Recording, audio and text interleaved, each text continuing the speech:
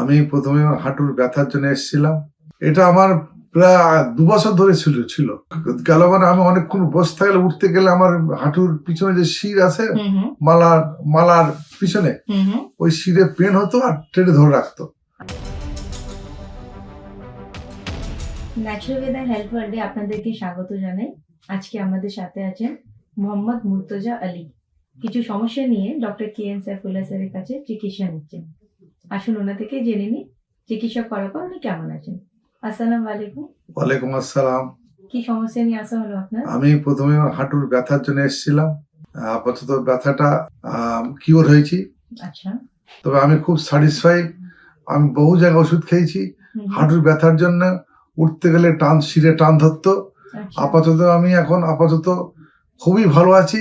আমার ডাক্তার পুরনো ওষুধ দিয়েছে, আশা করি আমার সম্পূর্ণ কিওর হয়ে যাবে ইনশাআল্লাহ। একটু ডিটেলস আরো জানতে চাইবো আপনার থেকে। এই যে হাঁটু ব্যথার জন্য আপনি বললেন অনেকটাই কষ্ট পেয়েছেন, কতদিন ধরে শুরু হয়েছিল? এটা আমার প্রায় ২ বছর ধরে ছিল। কোথাও চোট লেগে না, হঠাৎ করে স্টার্ট। তো কি কষ্ট আপনার ২ বছরে গেল? গেল মানে আমি অনেকক্ষণ বসে থাকলে উঠতে গেলে আমার হাঁটুর পিছনে যে শির আছে মালার পিছনে ওই শিরে পেন হতো আর টেনে ধরে রাখতো। আচ্ছা, তো বাইরে যে ডক্টরদেরকে দেখালেন তো ওনারা কি পরামর্শ দিলেন কেন হচ্ছে? ওনারা সেই কি আর বলবো, সেই ব্যথার ওষুধ দিত, সে দিয়ে খেয়ে হয় না।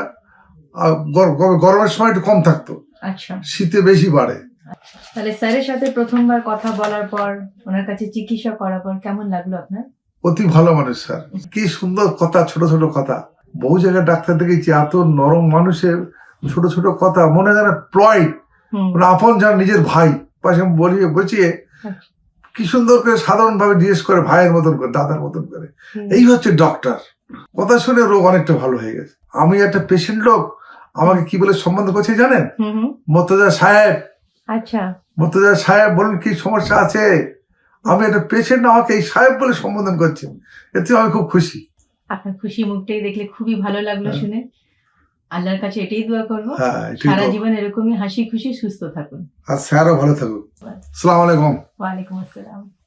मैं बीइंग अ डॉक्टर कमिटेड हूँ अपने पेशेंट के लिए, ईमानदारी के साथ, सच्चाई के साथ, मोहब्बत के साथ उनका ट्रीटमेंट करने के लिए, उनका ख्याल रखने के लिए, उनकी बातों को सुनने के लिए और उनके दर्द के लिए मरहम बनने के लिए।